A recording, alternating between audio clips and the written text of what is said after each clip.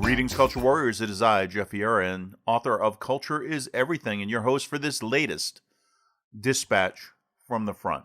Sad story for you today from the entertainment world, but this applies to a lot of spheres, given the desperation that's come about as a result of the pandemic, and more specifically, the moronic lockdowns so many of us are suffering under. This is from Entertainment Weekly. Lisa Marie Presley heartbroken after son Benjamin Keough dies at 27. Lisa Marie Presley's son and Elvis Presley's grandson, Benjamin, I'm not sure if it's Keough or Keogh, has died at 27. A representative for Presley told EW in a statement that the star is beyond devastated over his death, calling him the love of her life. She is completely heartbroken, inconsolable, and beyond devastated, but trying to stay strong for her 11-year-old twins and her oldest daughter, Riley, the statement said. She adored that boy. He was the love of her life. Presley shared Benjamin with ex-husband Danny Keough. She is also mother to actress Riley Keough, 31, and 11-year-old twin daughters, Harper and Finley, whom she shares with ex-husband Michael Lockwood. According to a report from TMZ, Keough died from a self-inflicted gunshot wound on Sunday in Calabasas, California. A spokesperson for the Los Angeles County Sheriff Department did not immediately respond to EW's request for comment. Benjamin starred in a music video for his mother's rendition of Elvis's 1954 hit, I Love You Because, along with his siblings in 2012, and appeared in the TV documentary Elvis by the Presleys. Presley previously told CMT that all of her children had a little bit of her late father in them, but that Benjamin's resemblance to Elvis was uncanny. He was at the Opry and was the quiet storm behind the stage, she said in October 2012. Everybody turned around and looked when he was over there. Everyone was grabbing him for a photo because it was just uncanny. Sometimes I am overwhelmed when I look at him.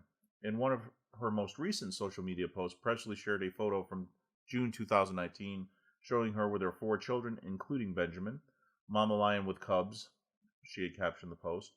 Presley and Keough were very close, even getting matching Celtic eternity knot tattoos for Mother's Day in 2009. The design represents eternal love and connection. Okay, so a very sad story. Very young man, 27. And yet, he picked up a gun and ended his own life.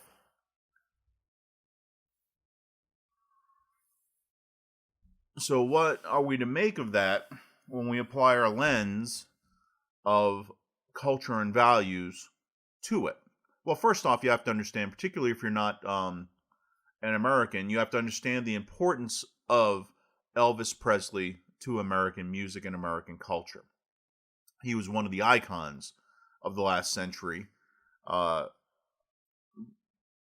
His nickname, of course, was the King because of his absolute dominance of media and music during his heyday, from the late 50s to, say, the late 60s. He also died very young, and he died after a painful and very public decline. Accounts, of course, always vary, but he was apparently hooked on a number of drugs. He had gained a tremendous amount of weight accordingly, and he wound up dying of a heart attack in a very inconvenient place. So the decline of this icon, much a similar story, I suppose, when you think about, to say, Judy Garland's decline, says something about American culture and American excess. And as we were exiting the late 60s and getting into the and in the throes of the 70s, Elvis died, I believe, in 76 or 77. By the end of the 70s, you were looking at a nation that was in cultural decline.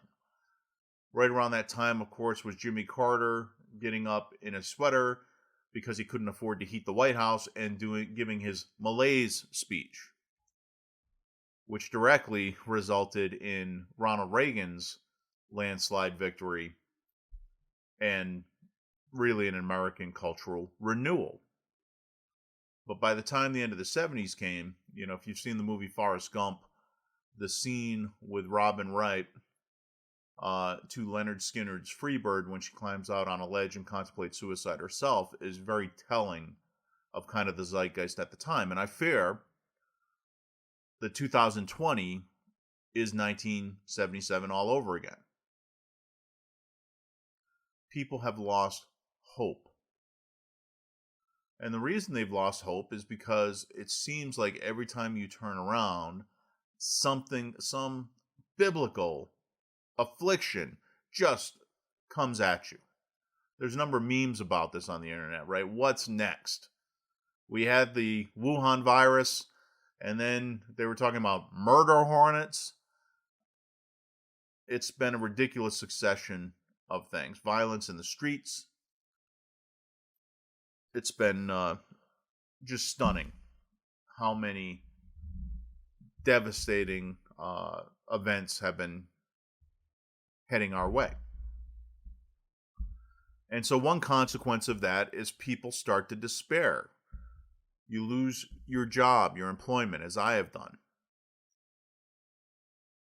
You get sick, as I have done. And things start to look a lot darker than they were just a couple of months ago. I mean, think back to February and March.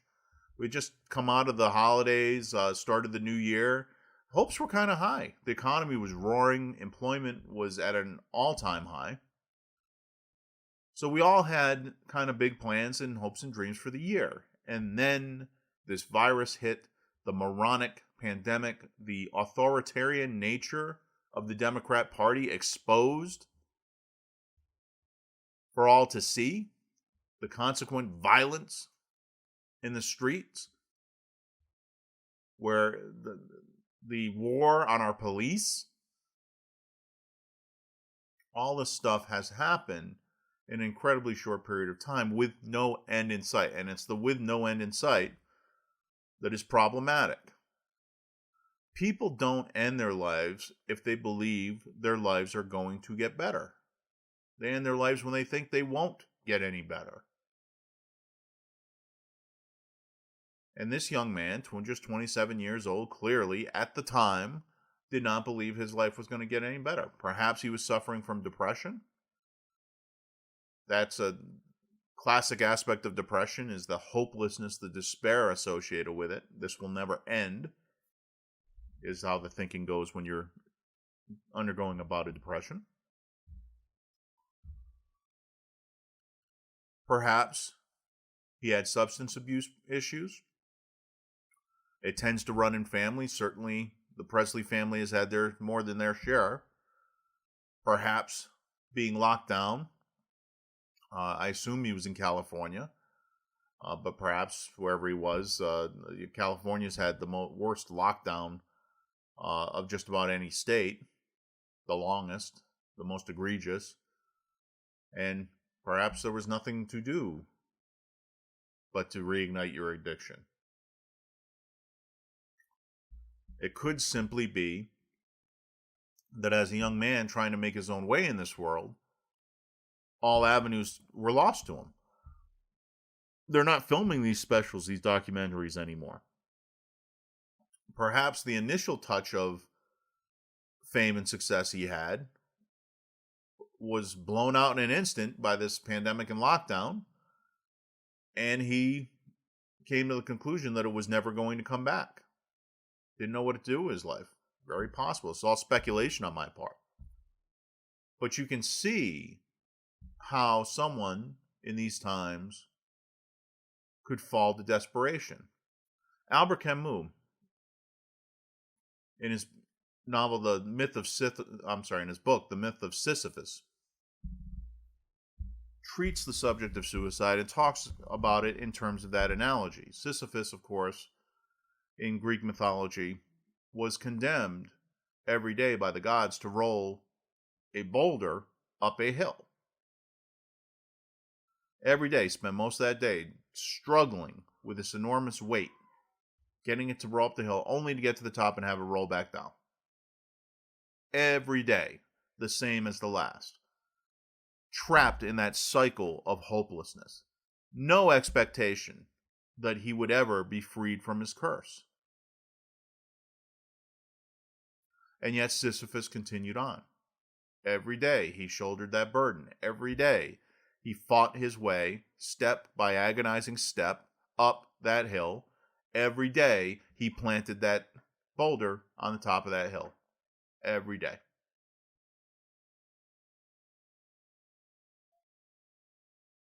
Until his life became nothing more than that act. But he persevered. And Camus' point was that life, in a lot of ways, is just like that. Every day comes at us in an endless procession. And yes, some of those days are dark and painful days. But you have to keep moving forward.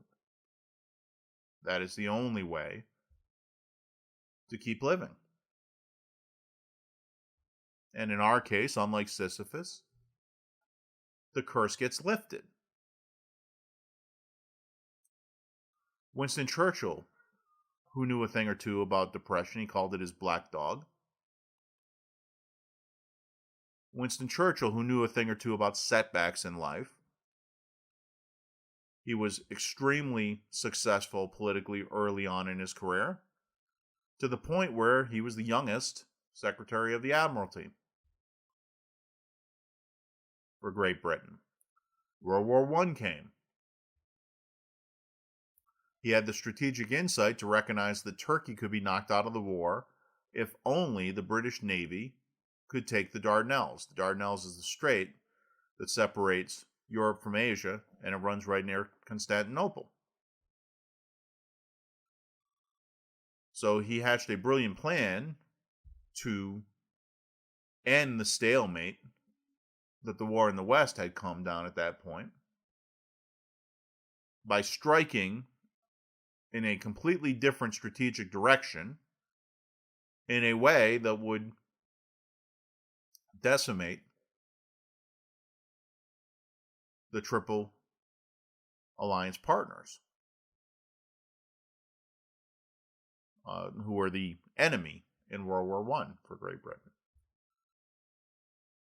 Now, the only problem was that the Royal Navy had been rather stuffed with leaders of a can't-do mentality, and they failed to carry out their mission. It wound up killing large numbers of Anzac troops in particular. Those were Commonwealth troops allied with Great Britain that came from Australia and New Zealand in particular.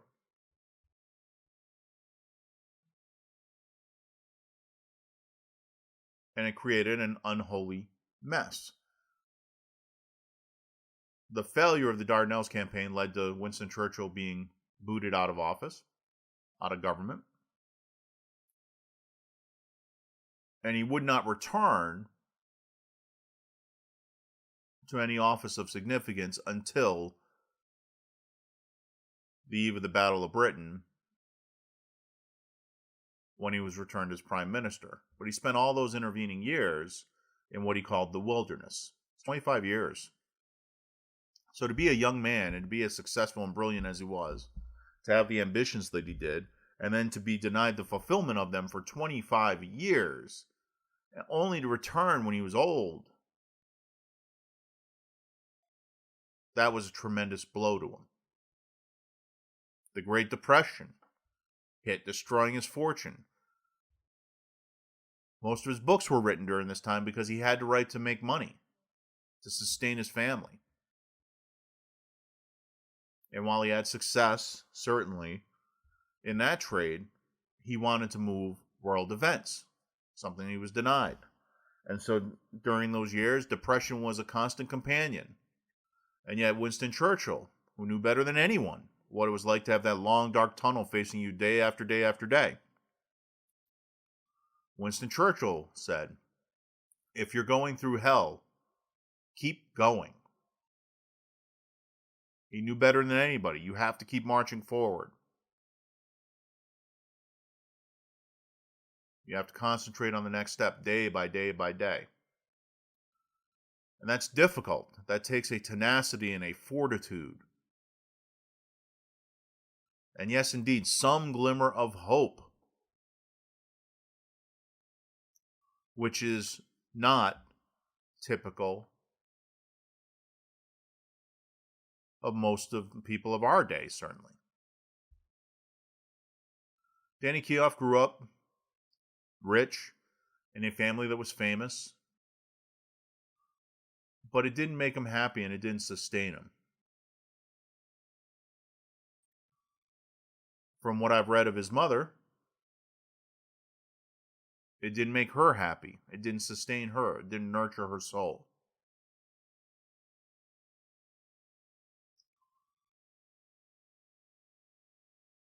And so it makes you stop, pause, and reflect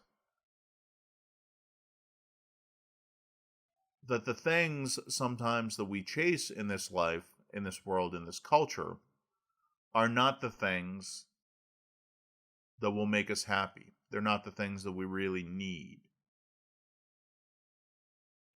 Lisa Marie Presley's been married a number of times,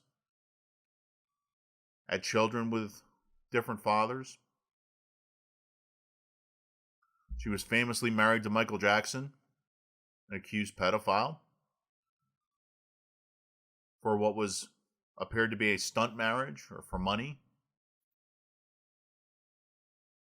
Her setbacks and her struggles have been very much a matter of public knowledge.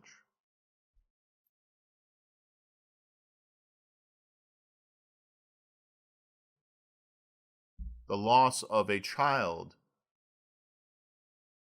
to death by their own hand has to be the worst of these trials. Is she happy? We'd have to say no. She's not a happy woman. Certainly not now.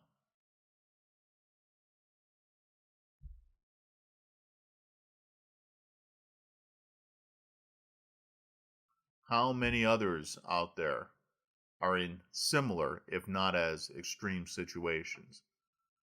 Lacking in happiness because we've spent so much time chasing that which won't make us happy, which can't make us happy. I shared on the podcast some days ago the story of a lottery winner whose life unraveled in the wake of winning a large lottery payout. Very common story, unfortunately. But it just bears out the truth that you cannot buy happiness. Money will not make you happy. Having sufficient money will alleviate pain and difficulty to some extent in your life. That is true. But no amount of armored cars backing up to your door, dumping cash on the step, is going to take away your problems and challenges in life. In fact, it probably will multiply them.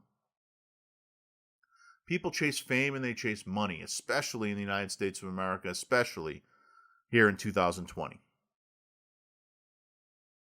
But when they get it, how many of them are happy? How many of them look happy? I'd argue very few. And so as we think about this young man,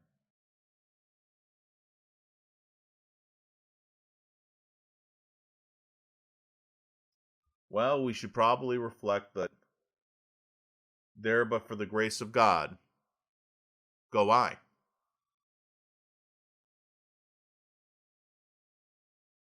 If you're unhappy, deeply unhappy this day that this podcast finds you, take a little bit of time and consider what it is you've been chasing after, and if a shift in focus to value something else might not be in order, it might not, in the end, grant you the happiness that you crave and deserve.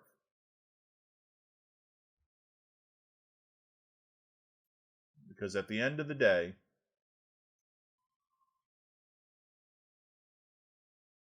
life is important, but happiness is everything. Have a great day.